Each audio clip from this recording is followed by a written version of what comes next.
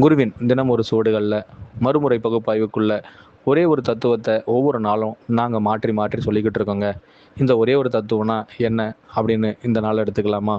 அதாவது, நீண்ட நாள் கழித்து ஒரு மனிதன் தன்னுடைய இறுகிய தவத்தின் வலிமையை எங்கேயாச்சும் பரிச்சயம் செய்யணும்னு ஆசைப்பட்டானாங்க. அவனுடைய பரிச்சயம் செய்யும் ஆசையில் எது எல்லாம் அவனுக்கான நிதர்சனத்தை உணர்த்த ஆசைப்பட்டதோ அந்த ஆசைக்கு மறுபெயரை வைக்கணும்னு அவர் மீண்டும் ஆசைப்பட்டாராங்க.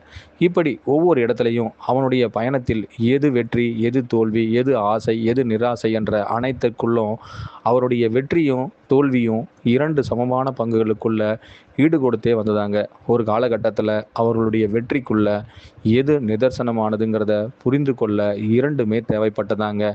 முதலில் தேவைப்பட்டது எது என்பதை கண்டுபிடிக்க இரண்டாவது ஒன்று முற்பட்டு வந்ததாங்க. இரண்டாவது முற்பட்ட ஒன்று மீண்டும் அதை நிரூபிக்க முதலில் முற்பட்ட ஒன்றை மீண்டும் தள்ளி தழுவ ஆசைப்பட்டதாங்க. ஒரு குரு எதனை சொல்ல இத்தனை ஆண்டு காலம் போராடி பார்த்தாரோ அதை எந்த ஒரு சீடன் முழுமையாய் கற்றுத் தெரிகின்றானோ அன்றே அவனும் குரு என்ற வார்த்தைக்குள் முழுமை பெறான்னு கூட சொல்லலாங்க. இன்றைய நாளில் எங்களுடைய குரு தத்துவத்தில் யாரெல்லாம் மீண்டும் உங்களுடைய நீதி தர்மத்தில் எது ஏற்றம் எது இரக்கம் என்பதை விட அதில் எது உங்களை உணர்த்த ஆசைப்படுகின்றது அதை நீங்கள் கற்றுக்கொள்வீர்களானால் நீங்களே கற்றுக் கொடுக்கும் குருவாகவும் உருப்படுவீர்களாக.